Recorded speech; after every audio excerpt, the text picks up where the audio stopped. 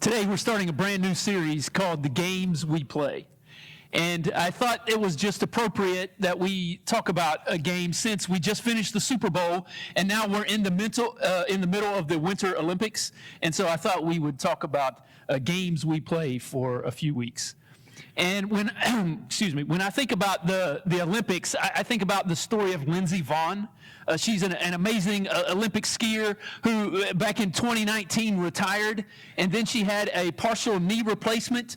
And then a couple years ago, she decided she was making a comeback. And she really made a good comeback, and she was actually going to ski in these Olympics. Well, a week before the Olympics happened, she's skiing and she tears her ACL, which for most people that means she's out, not going to ski in the Olympics, at least, and that's what everybody was telling her, except her.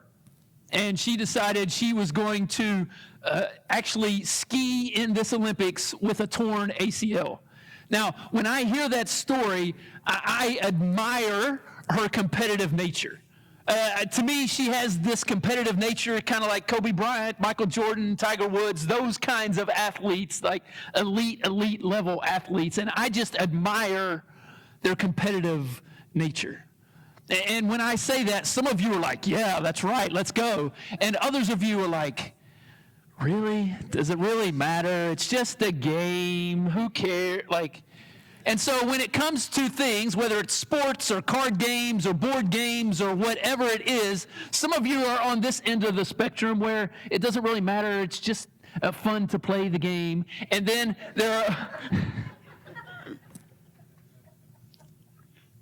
there are others of you kind of more toward this end where, you want to make everything a game and you're just competitive and you're all go, and your, 6-year-old is out shooting basketball and you're playing him one-on-one and you're blocking his shot and everything. Like, you're on that end, and some of you are somewhere in the middle.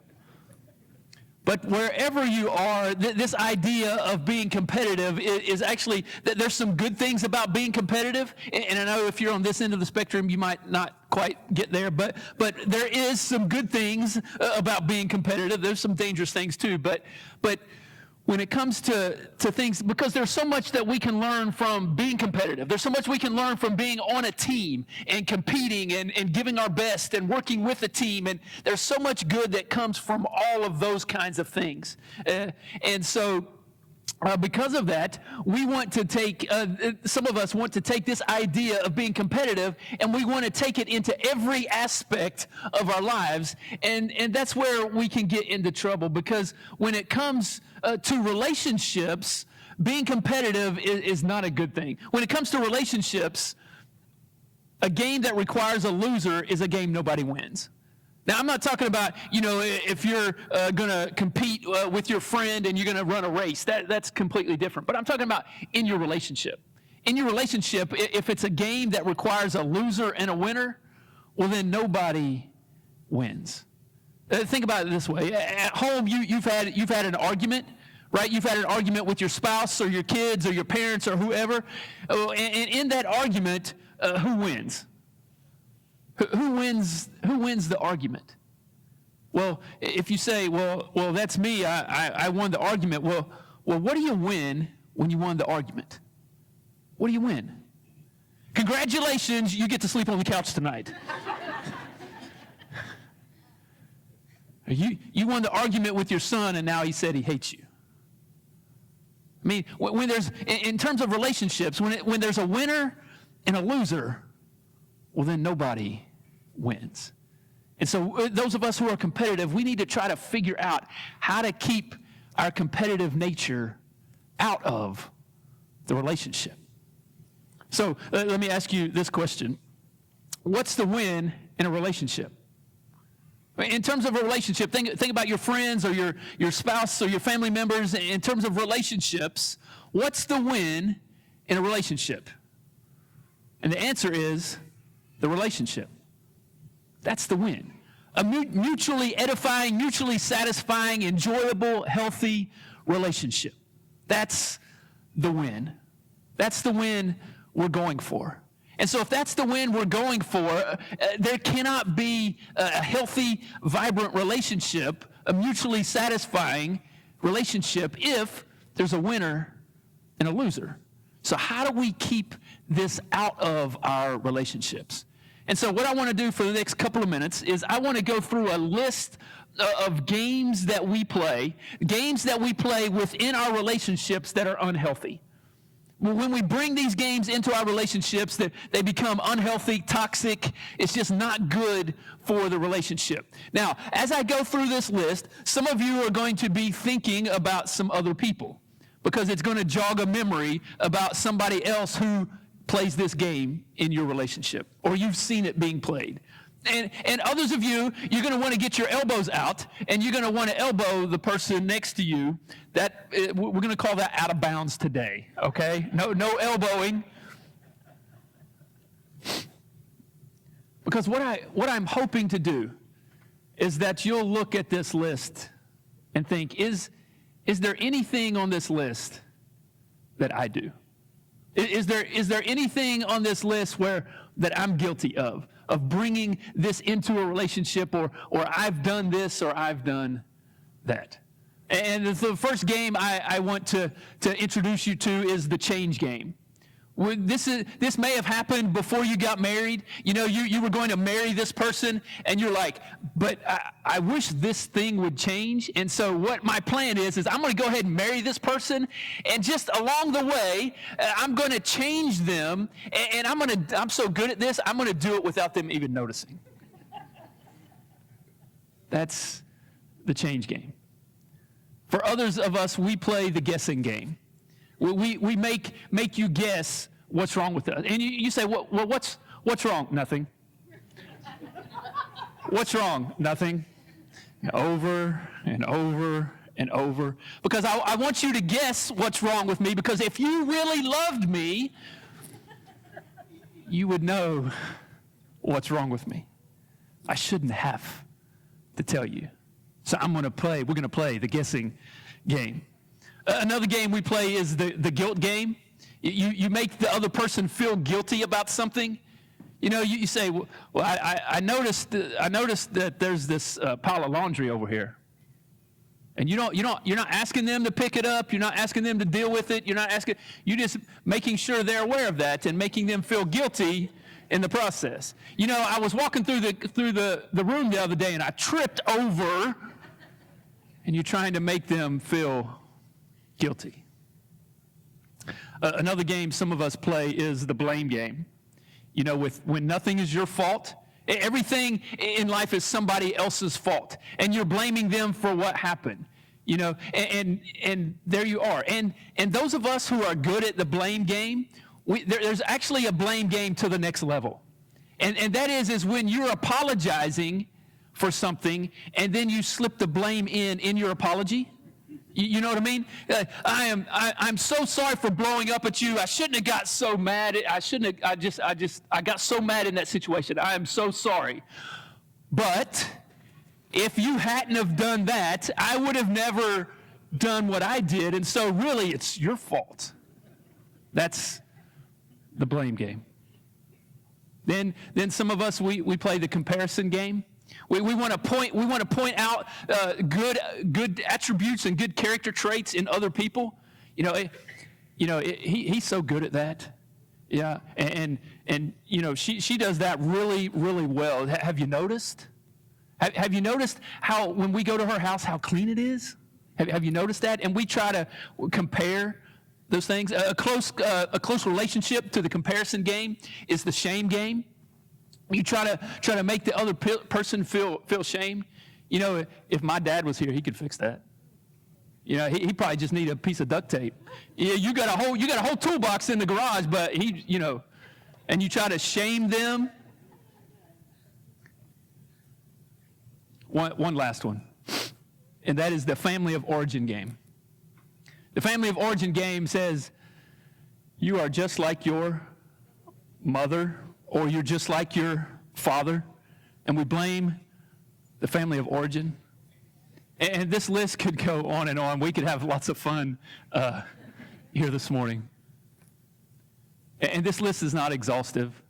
But the thing about this list, the thing about these things is think about these games some of these that these people have played with you. When you're on the receiving end of these games, how does that make you feel? Makes you feel bad or less than, or you don't measure up to their standard, or you're not good enough, or whatever it is that's going on inside of you. That is exactly what's happening on the inside of the other person when we try to play the games with them. And so if it makes us feel a certain way, then why would we want to make other people feel that way? And so for the next few weeks, we're going to dive in deep to a couple of these games that we play. But for the rest of our time here this morning, I want to talk about a specific game that actually is a good thing. If we want to be competitive, if we want to bring a game into our relationships, this is the game to do it. This is the game to bring into it. Because this game is actually a healthy thing. And so for those of you who are competitive, this is a way for you to get this into your relationship. And that game is the honor game. Now, I didn't make that term up. I didn't come up with this idea. This idea was from a guy named Paul. Paul was a follower of Jesus, and he traveled around the Mediterranean rim, starting churches everywhere, and he would occasionally write these churches letters. Well, he ended up writing this letter to the church in Rome, but at the time, he had never visited Rome yet, and so he really hadn't met these people, but he knew a little bit about them. And so as he writes this letter to the church in Rome, to the people who are trying to follow Jesus, there's some Jewish people in the church and some non-Jewish people in the church, and so they're trying to figure it all out. So Paul writes this letter, and it's a long letter, and what he does in the letter, he lays out a bunch of theological stuff. So if you want like an in-depth Bible study, go read Romans. I mean, it's deep and it'll make you think. And so, but after that part of the letter, then he starts to get practical. And this is, if you're trying to follow Jesus, this is how you get practical in terms of your everyday lives. And when he does this, I think he gives us some insight into this idea of the honor game. And so, remember, as he's writing this letter to this group of people, they're trying to figure out how to follow Jesus. And so here we go. He says, be devoted to one another in love. And that should come as no surprise to us who are followers of Jesus, because that's what Jesus' main message was. He said, you need to go out and love other people, the people like you and the people not like you, the people that are easy to love and the people that are not so easy to love. You need to go out and love everybody, and you need to be devoted to this. This isn't something you do when you feel like it or when you got some extra time. He said you need to be devoted to one another in love. And then it's as if Paul says, okay, how do I get this idea of loving one another? How do I make it really, really practical? Especially to this group of people in Rome who, as far as I can tell, as I have read about ancient Rome, there were actually some very competitive people in that culture. If you were to read and understand what they were going through in that day and time. And so how do I get across to this competitive group of people? How do I get across this idea of love? Because love can sometimes, if you really don't understand it well, love can seem kind of airy-fairy and a little soft and those kinds of things. And so he says, be devoted to one another in love, and then honor one another above yourselves. You honor one another above yourselves. That's how you work out this practically in terms of, okay, if we're going to love other people, that means we should honor one another. Another translation says this: we should outdo one another in showing honor. And what Paul's saying, if you go back to the Greek, what Paul's saying is that you should be competing with other people to show them honor before they show honor to you. If you want to be competitive in showing honor. Be first to show them honor before they show you honor. That's what Paul is getting at. And so if you want to bring competition into your relationships, bring the honor game into your relationships. And you say, some of you are thinking, well, what if they don't deserve it? Well, what if they don't deserve to be honored? Paul says that doesn't matter. We should honor them even if they don't deserve to be honored. Think about it this way.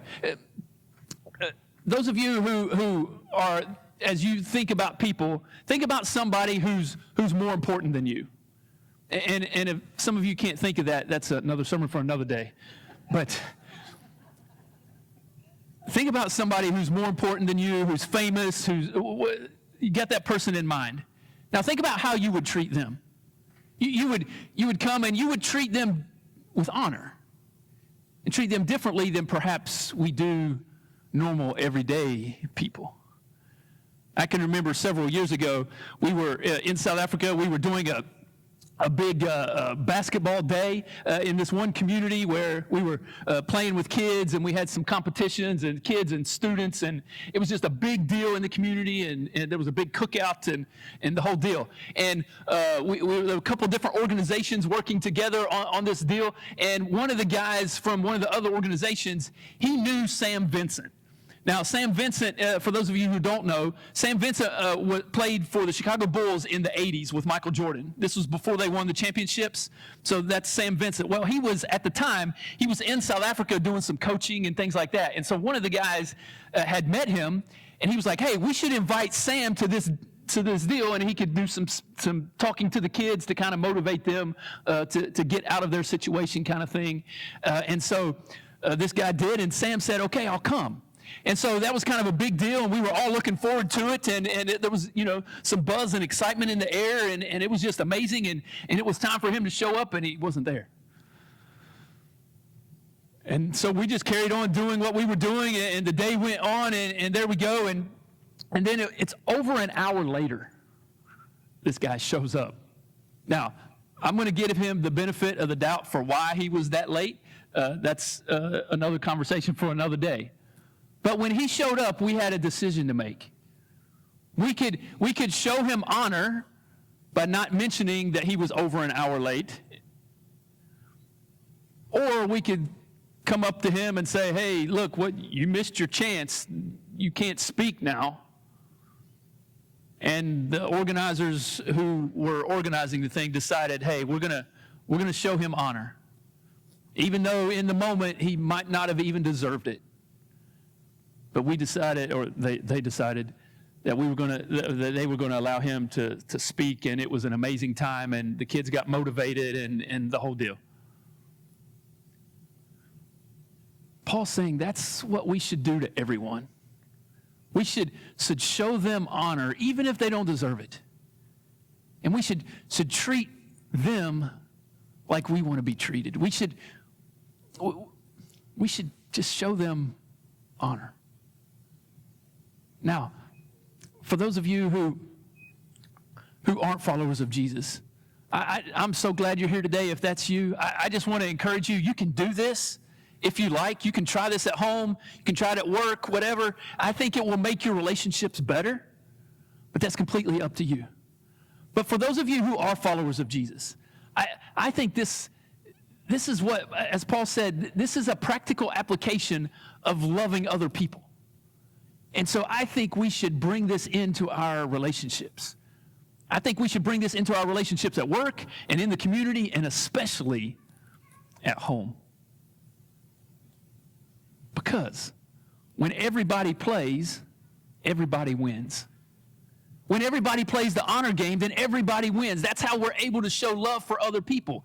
And so the more people you can get to play, when you help your family play this game, you can help your people at work, you can help your kids. The more people you get to playing the honor game, the better your relationships.